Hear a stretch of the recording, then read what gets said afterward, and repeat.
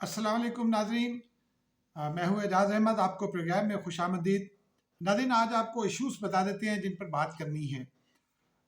साद रिजवी तहरीक लब्बैक पाकिस्तान के अचानक आज वारिद हुए PP 206 खानेवाल में, जहाँ एक ज़िमनी इलेक्शन होने जा रहा है 16 दिसंबर को। उस हवाले से आपको थोड़ी सी तफसीलात से आगाह करेंगे। फिर रहमान मलिक बोल पड़े और वो बोले बेनज़ीर भुट्टो साहिबा के कत्ल के हवाले से। रहमान मलिक साहब पर बहुत सारे इल्ज़ामात आयद होते हैं कि वो वहाँ से चले गए, जरदारी हाउस पहुँच के उन्होंने तफसील से इन चीज़ों का जवाब दिया, कुछ सवालात भी उठाए। इस पर बात करेंगे। और जो दूसरा अहम मौजू है नाज़रीन, वो है तहरीक तालिबान अफ़गानिस्तान के तर्जुमान, जो अब अफ़गान अबूरी हुकूमत के तर्जुमान है ज़बीउल्लाह मुजाहिद, उनका एक पाकिस्तान मुखालिफ बयान, उस पर बात करेंगे और जायज़ा लेंगे कि क्या अफ़गानिस्तान की पॉलिसी टुवर्ड्स पाकिस्तान तब्दील हो रही है, और अगर ऐसा है तो क्या वजह है और ऐसा क्यों हो रहा है। नाज़रीन, बात का आगाज़ करते हैं जो आपको बिल्कुल इब्तिदा में बताया TLP के अमीर साद रिजवी साहब के हवाले से। वो अपनी रिहाई के बाद से लाहौर ही में अपने हेड क्वार्टर में विराजमान थे, मुख्तलिफ मीटिंग्स कर रहे थे और भी जो सरगर्मियाँ थी उनकी वो वहीं तक महदूद थी। लेकिन उसके बाद वो अचानक आज और इस दरमियान में NA 133 लाहौर का इंतखाब भी हुआ, जिसमें उन्होंने ये पूरी कोशिश की कि उनके जो चाहने वाले हैं या उनके जो इन्फ्लुएंस में वोटर हैं वो वोट ना करें। उनका उम्मीदवार वहाँ उस तरह से नहीं था जिसे बाज़ाब्ता कहा जा सके। लेकिन आज उनकी PP 206 में आमद एक बहुत ही सिग्निफिकेंट पैगाम है। एक तो इससे ये सवाल उठता है कि उन्हें कौन इस्तेमाल कर रहा है। नाज़रीन, अगर हम गुज़िश्ता कुछ अरसे के मामलात देखें, कुछ वाक़यात देखें, और फिर उनके वालिद साहब जो थे अल्लामा रिज़वी साहब, उनका जो धरना था इस्लामाबाद में नवाज शरीफ के ज़माने में, उस हवाले से ज़रा पाकिस्तान तहरीक इंसाफ का किरदार देखें तो कुछ चीज़ें बहुत वाज़ेह हो जाती हैं। इन चीज़ों के मुताबिक और फिर अभी पिछले दिनों जो कुछ भी हुआ, जब TLP ने इस्लामाबाद आने का ऐलान किया और फिर एक पोर्ट्रे करने की कोशिश की गई कि इमरान खान साहब जो प्राइम मिनिस्टर साहब हैं वो बहुत गुस्से में हैं, लेकिन फिर उसके बाद अचानक वो गुस्सा धुआं हो गया, हवा हो गया, और फिर मुआहदे ने जगह ले ली। उस मुआहदे के बाद हुकूमत पंजाब ने जो, और हमें पहले ये पढ़ाया लिखाया जाता था कि TLP जो है वो इंडियन एजेंट है और रॉ से पैसे लेती है। फवाद चौधरी साहब ने बरमला कहा, हुकूमत पंजाब ने लाहौर हाई कोर्ट में कहा था, फिर वो सब दरखास्तें वापस ले ली गई और फिर उन्हें रिहा कर दिया गया। उनके कारकुनों को भी रिहा कर दिया गया, 1100-1200 से ज़्यादा कारकुनों को। और PTI ये कहती है कि ये सारा कुछ अदालती मामला है, लेकिन अदालती मामला कैसे है? अगर हुकूमत पंजाब अपनी दरख्वास्त वापस ले लेती है जिसमें ये इल्ज़ाम आयद किया गया, और वो कहते हैं कि हम शवाहिद भी दे रहे हैं कि रॉ से फंडिंग ली गई है, और फिर पिछले दिनों उनका इब्तिदा में कुछ लोगों ने इम्प्लिकेट भी करने की कोशिश की सियालकोट वाक़े में, लेकिन बहरहाल अभी तक वो मामला दबा हुआ है। आज उनकी सिग्निफिकेंस है, यही है उनकी आमद की कि खानेवाल में जो मुकाबला है उसमें उम्मीदवारों की साइड्स बदल गई हैं। जो मुस्लिम लीग नून के उम्मीदवार हैं सलीम हनीफ साहब, वो पिछले इलेक्शन में PTI के उम्मीदवार थे, और जो PTI की उम्मीदवार हैं परवीन निशात डाहा साहिबा, वो उनके शौहर चूँकि इंतकाल कर गए हैं, और उनका वो मुस्लिम लीग नून के टिकट पर इलेक्शन जीते, और उसके बाद वो PTI के हिमायत में जो एक ग्रुप निकला मुस्लिम लीग नून से जलील शर्फपुरी साहब के साथ, उसमें वो PTI उसमें वो नून लीग से निकल गए।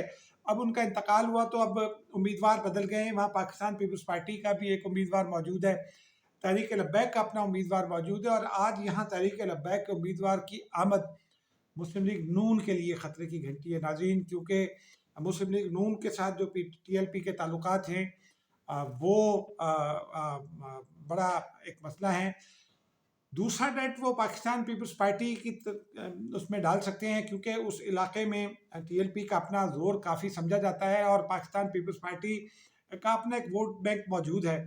पीपल्स पार्टी पंजाब में रिसर्जेंस कर रही है और ये समझा जा रहा है कि वो अच्छा मुकाबला करेगी, लेकिन अगर टीएलपी चंद हज़ार वोट काट लेती है नून लीग के और उससे कुछ कम या बराबर वोट काट लेती है पीटीआई के, तो इसका फ़ायदा किसको होगा? ये कोई बहुत बड़ी रॉकेट साइंस नहीं है, समझ में आ जाता है। और मेरी इत्तला यही है कि पीटीआई उन्हें पंजाब में अगले इंतखाबात में भी इसी तरह से अपने साथ मिलाएगी और उनका इस्तेमाल भी करेगी सियासी मैदान में। नाज़रीन, अब चलते हैं दूसरे मामले की जानिब। ज़बीउल्लाह मुजाहिद अफ़गान हुकूमत के अबूरी अफ़गान हुकूमत के तर्जुमान हैं इस वक्त। तहरीक तालिबान पाकिस्तान, माफ़ कीजिएगा, तहरीक तालिबान अफ़गानिस्तान के भी तर्जुमान थे। इब्तिदा में वो बहुत पाकिस्तान के हक़ में बोलते थे। जब अबूरी हुकूमत आई तो वो पाकिस्तान का शुक्रिया भी अदा कर रहे थे, पाकिस्तानी मीडिया पर अपीयर भी होते हैं ऑफ एंड ऑन। लेकिन 2-3 रोज़ पहले उनका एक बहुत ही कंट्रोवर्शियल इंटरव्यू सामने आया, पाकिस्तानी मीडिया पर ही है वो भी, लेकिन उस इंटरव्यू में जो कुछ उन्होंने कहा उर्दू में है, लेकिन वो अफ़गानी ज़बान बोले, पुश्तो में उन्होंने बात की, और अफ़गानी पुश्तो अफ़गानिस्तान में जो बोली जाती है वो थोड़ी सी डिफरेंट है जो पेशावर में बोली जाती है उससे। और उन्होंने ये बहुत ही हैरान कुन तौर पर बिल्कुल 360 डिग्री का यू टर्न लिया पाकिस्तान के हवाले से, और उन्होंने ये फरमाया कि पाकिस्तान में जो निज़ाम है वो इस्लामी निज़ाम नहीं है, हम इसको नहीं मानते इस्लामी। और साथ ही उन्होंने ये भी फरमाया कि ये गैर मुल्की निज़ाम है। नाज़रीन, बहुत सारे अबरू खड़े हुए हैं इस बयान पर। मैंने इस पर जो अफ़गानिस्तान की जानिब से नामज़द किए गए हैं अक़वाम मुत्तहिदा में सफ़ीर सुहेल शाहीन साहब, उनसे भी सवाल पूछा, लेकिन उन्होंने भी कोई जवाब ना दिया। दफ्तर ख़ारजा को भी सवाल भेजा, लेकिन दफ्तर ख़ारजा की जानिब से भी अभी तक कोई जवाब इस पर नहीं आया नाज़रीन। लेकिन ये बहुत ही संजीदा मामला है। आपको याद होगा कुछ रोज़ पहले हमने आपको दीगर मीडिया से भी आपको वो इन्फॉर्मेशन मिली, कुछ तफसील से मैंने अपने व्लॉग में भी आपको बताया था कि इंडिया ने 50,000 टन गंदम और अद्वियात, जान बचाने वाली अद्वियात अफ़गानिस्तान भेजने का ऐलान कर रखा है। पाकिस्तान ने उसको बाज़ाब्ता तौर पर एक मैकेनिज़्म बनाकर उसकी इजाज़त दे दी, वो वहाँ पहुँचना है। फिर अमेरिका के साथ उनके हाल ही में दोहा में मुज़ाकरात हुए हैं, और अमेरिका ने कुछ शराइत के साथ जो अफ़गानिस्तान की इमदाद है, इंसानी इमदाद, उसमें मदद का वादा भी किया है।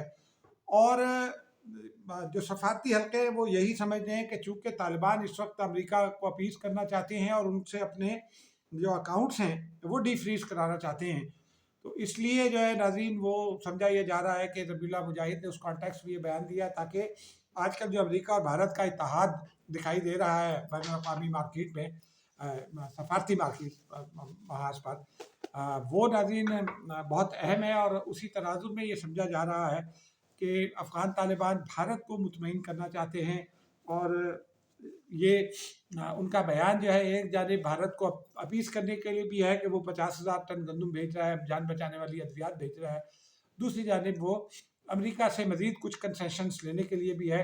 अगले दिनों में इस पर चीज़ें सामने आएंगी, क्या होता है क्या नहीं होता ये भी अगले दिनों में पता चलेगा। लेकिन ये बहुत संजीदा बयान है। अगर अफ़गान तालिबान अपनी पॉलिसी तब्दील करते हैं तो फिर पाकिस्तान जो उनकी बातें मान रहा है, पाकिस्तान जो अफ़गानिस्तान के लिए कोशिशें कर रहा है, अफ़गान डीफ्रीज़ कराने के लिए अकाउंट्स, अफ़गानिस्तान में इंसानी अलमिया रोकने के लिए, पाकिस्तान की वो कोशिशें कहाँ खड़ी होंगी, और पाकिस्तान और अफ़गान तालिबान के ताल्लुकात कहाँ खड़े होंगे, ये एक अहम सवाल है जिसका जवाब सिर्फ मुस्तक़बिल के पास है, इस वक्त हमारे पास या किसी के पास भी नहीं है।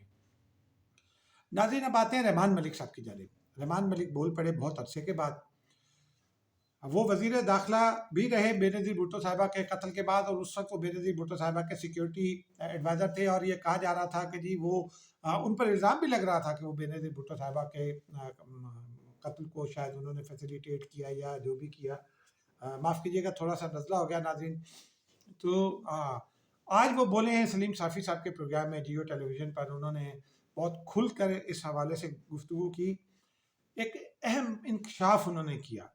उन्होंने ये कहा कि बेनज़ीर भुट्टो साहिबा जब यूएई से वापस पाकिस्तान आ रही थी दुबई से 18 अक्टूबर को 2008 को, تو اس وقت حامد کرزئی صاحب نے ناہید خان صاحبہ کو فون کیا اور انہوں نے یہ کہا کہ بینظیر بھٹو صاحبہ کی جان کو خطرہ ہے.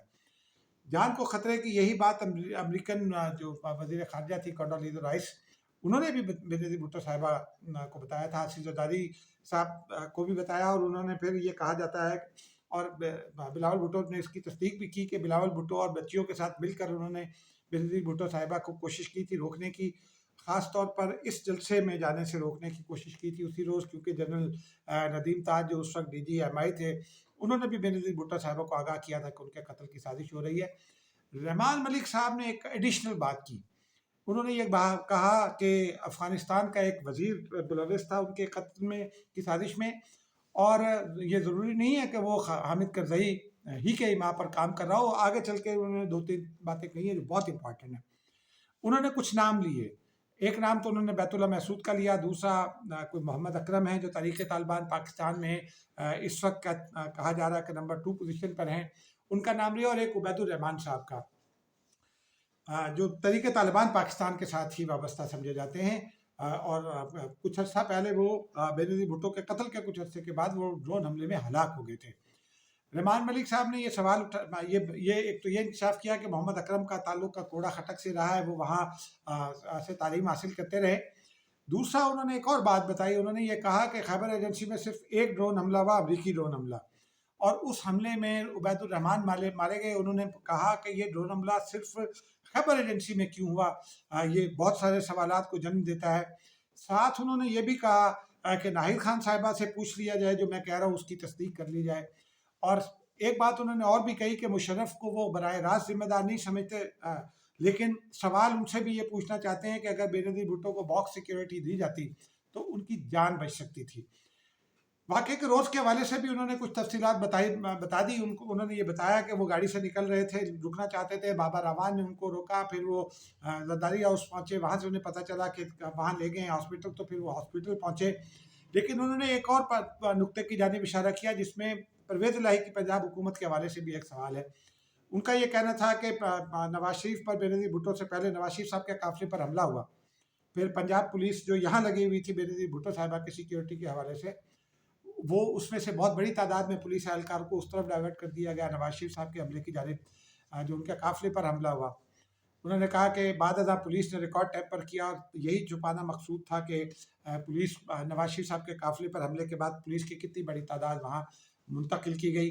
ناظرین، یہ سوال ابھی حل نہیں ہوئے ہیں، جب بھی یہ حل ہوں گے ان کا جواب ملے گا تو پھر ہی کوئی حتمی بات کہی جا سکتی ہے. لیکن سلیم صافی صاحب نے رحمان ملک صاحب سے پوچھا کہ آپ لوگ حکومت میں رہے تو انویل کیوں نہیں کر سکے اس قتل کی تمام جزیات کو. تو انہوں نے سوال کیا کہ لیاقت علی خان کے قتل کی تحقیقات مکمل ہو گئی ہیں کیا آج تک. یہی بات ہے، وہ ہائی پروفائل کیسز بعض رحمان ملک کے الفاظ میں 20-25 سال تک انویسٹیگیٹ ہوتے ہیں، اور اس کے بعد ہی جا کر کوئی نتیجہ نکلتا ہے. ناظرین، اس انٹرویو کے حوالے سے مزید گفتگو کسی اور ویڈیو میں بھی کریں گے. مجھے اجازت دیجیے، خدا حافظ.